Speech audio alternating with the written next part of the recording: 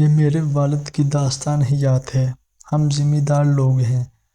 میرے دادا نے کافی زمین چھوڑی تھی جس کا تنہا وارث میرا باپ بنا، کیونکہ دادا کی صرف ایک ہی اولاد نرینہ تھی۔ باقی اولادیں جو لونڈیوں باندیوں سے ہوئی اس کو وراثت میں کوئی حصہ نہیں ملا۔ میرے والد کی شادی دادا جان نے 15 سال کی عمر میں کر دی تھی۔ اس وقت وہ صاحب شادی کے مفہوم سے بھی نا آشنا تھے۔ میری والدہ میرے والد سے عمر میں تقریباً 10 سال بڑی تھیں۔ جب میرے بابا جان جیون ساتھی کے تصور سے آگاہ ہوا تو والدہ ڈلتی عمر کے کنارے پہنچ چکی تھی۔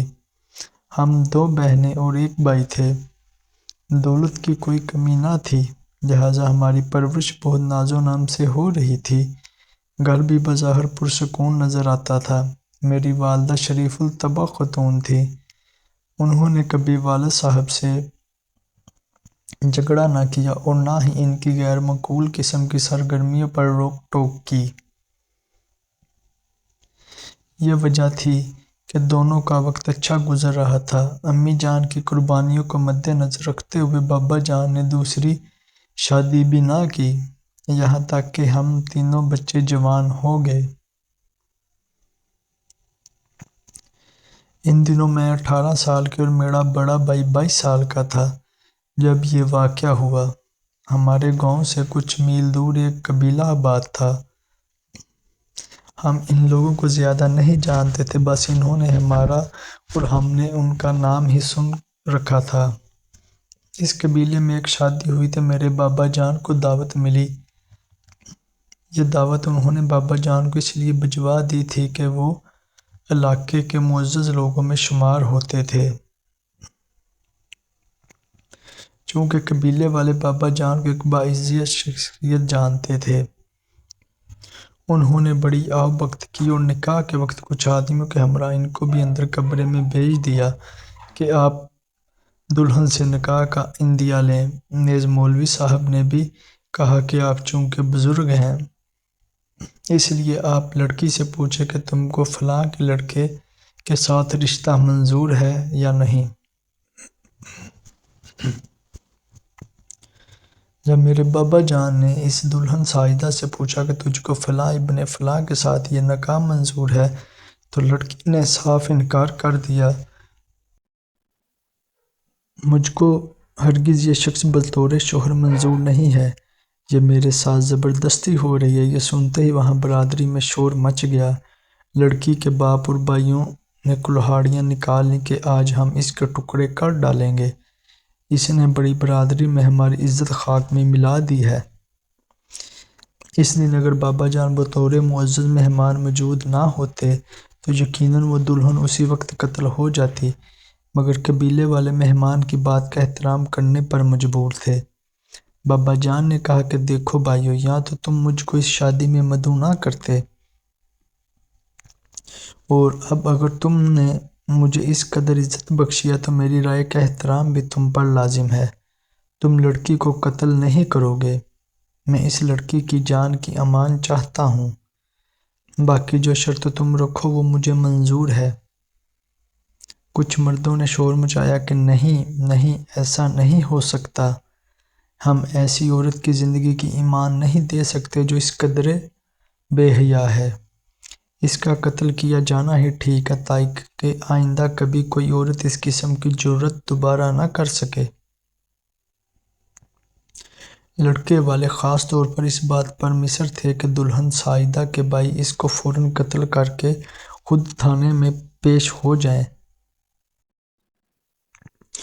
دلہن کے باپ نے کہا غیرت مند کے لیے پھانسی کا پھندہ شجاعت کا نشان ہوتا ہے، کم از کم برادری اور قبیلے والے تو ایسے مردوں پر فخر کرتے ہیں۔ باقی قانون کیا کہتا ہے اس کی ہم کو پرواہ نہیں۔ بڑا ہنگامہ ہوا۔ بابا جان کسی صورت لڑکی کے قتل کیے جانے پر آمادہ نہ تھے، وہ اس دروازے کی چوکھٹ پر سے ہٹتے نہ تھے۔ بابا جان کی اصرار اور سمجھانے پر بالآخر ساجدہ کے باپ اور بھائیوں نے کلہاڑیاں نیچے کر لیں، لیکن انہوں نے لڑکی کو اپنے گھر رکھنے سے انکار کر دیا۔ بابا جان نے لڑکی کی جان بخشی کے عوض اپنے پاس سے تاوان کی رقم جو انہوں نے برادری کے مشورے سے طے کی ادا کر دی اور ساجدہ کو اپنے گھر لے آئے۔ ساجدہ بڑی خوبصورت تھی۔ وہ اندھیرے کمرے میں بیٹھتی تو اس کا چہرہ ایسے چمکتا تھا کہ جیسے تاریکی میں دیے کی لو۔ جب وہ بابا جان کے ساتھ گھر آئی تو اس کو دیکھ کر ہم سب کی آنکھیں چوم گئیں۔ میری بہن اس کو دیکھ کر بہت خوش ہوئی کہ گھر میں اس کی ہم عمر آئی تھی، مگر ماں کا رنگ ساجدہ پر نظر پڑتے ہی بدل گیا اور وہ دل پر ہاتھ رکھ کر جہاں کھڑی تھی وہیں بیٹھ گئیں۔ مردہ آواز میں اتنا پوچھا کہ یہ کون چھوکری ہے؟ بابا جان نے جواب دیا، شہزادی رنج نہ کر، یہ تو 2 دن کی مہمان ہے، آج یہاں رہے گی، صبح ہوتے ہی چلی جائے گی۔ لیکن صبح ہوتے ہی بابا جان نے اس 16 سالہ کی روپمتی سے نکاح کر لیا اور میری ماں ان کے دل سے ایسے اتر گئی جیسے کوئی اپنے تن سے میلے کپڑے اتار کر پرے پھینک دیتا ہے۔ بابا جان اگر ذرا ہوش مندی سے کام لیتے تو نوبت یہاں تک نہ پہنچتی۔ وہ ساجدہ کو اس کے مقام پر رکھتے اور جو مقام اس گھر میں میری ماں کا تھا انہیں اسی پر رہنے دیتے۔ ساجدہ کے حسن کا فسوں ایسا تھا کہ وہ سر چڑھ کر بولنے لگا۔ بابا جان کو سوائے اس کے کوئی اور نظر ہی نہ آتا تھا۔ جیسا وہ کہتی تھی وہ آنکھ بند کر کے مان لیتے تھے۔ اب گھر کی مہارانی میری ماں نہیں بلکہ ساجدہ تھی، اور میری ماں کی حیثیت اس کے سامنے نوکرانیوں جیسی ہو گئی۔ ماں اس بات کو برداشت نہ کر سکی اور بیمار ہو کر پلنگ سے لگ گئی۔ ان کی حالت دن بدن بگڑتی ہی جا رہی تھی اور بابا جان کو ذرا بھی اس بات کی پرواہ نہ تھی کہ اس کے بچوں کی ماں جیتی ہے کہ مرتی ہے۔ ماں گل گل کر ہماری آنکھوں کے سامنے ختم ہو رہی تھی اور بابا جان انہیں ڈاکٹر کو دکھانے کے بھی ذمہ دار نہ تھے، جیسے وہ خود یہی چاہتے ہوں کہ یہ جلدی ہی اپنی آگ میں جل کر ختم ہو جائے۔ ساجدہ ہم سب کو بھی اپنا نوکر اور غلام ہی سمجھتی تھی۔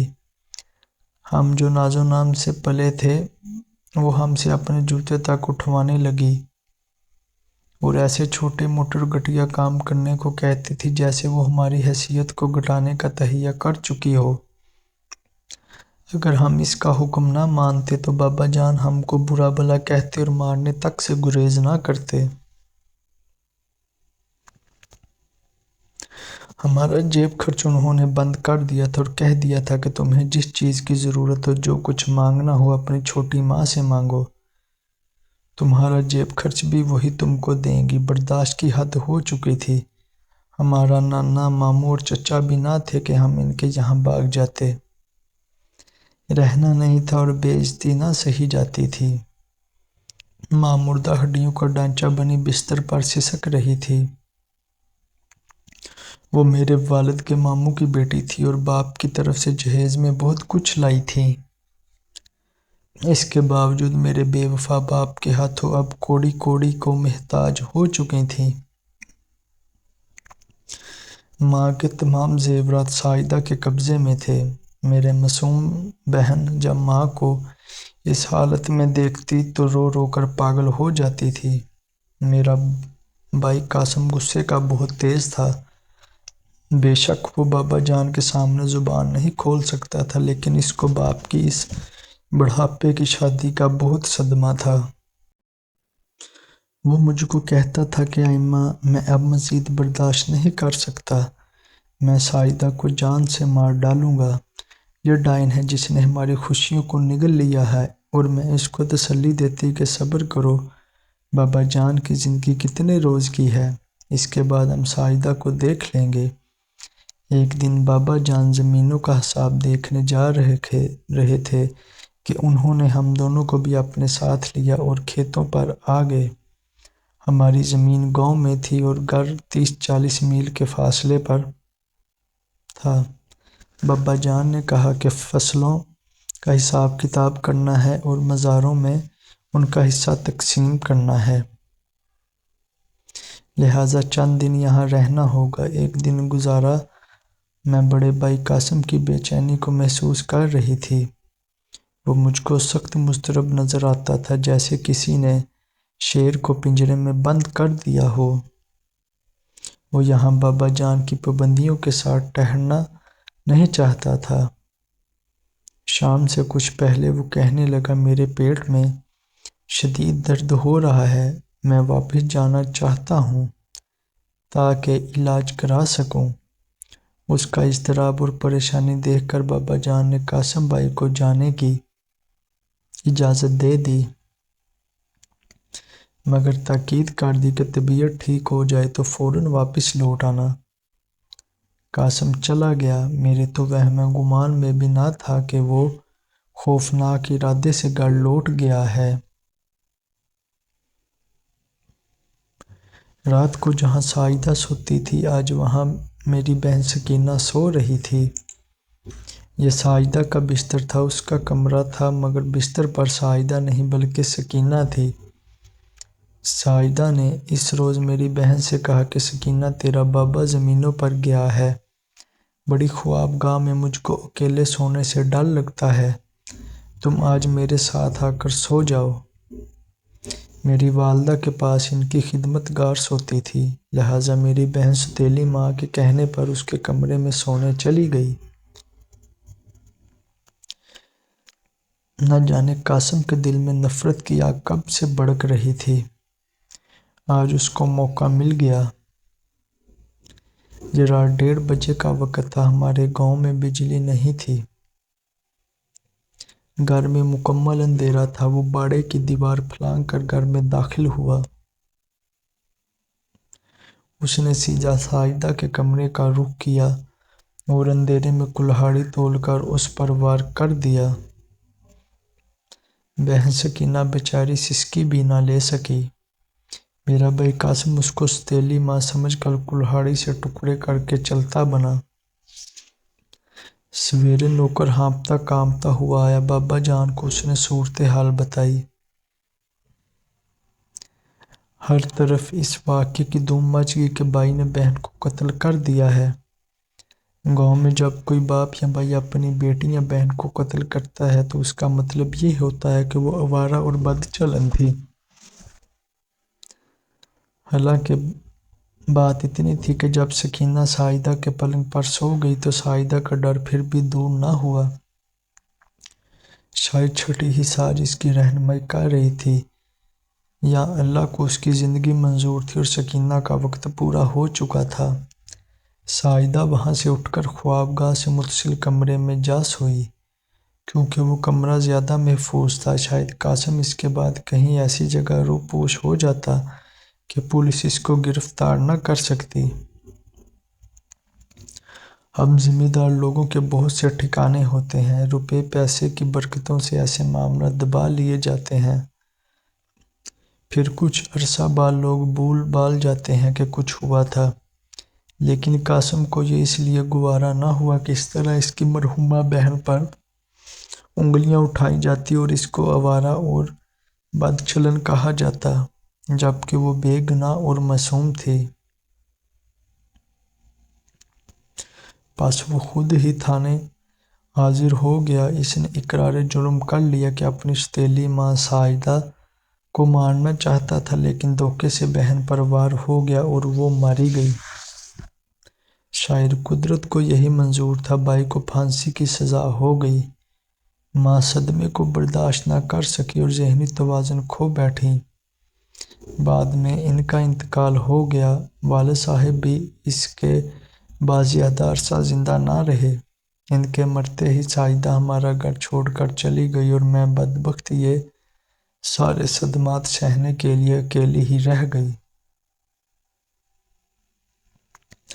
اگر آپ لوگوں کو میری کہانی پسند آئی ہے تو کمنٹ سیکشن میں اپنی رائے کا اظہار ضرور کیجیے،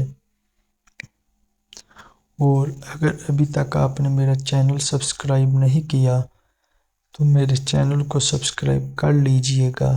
شکریہ۔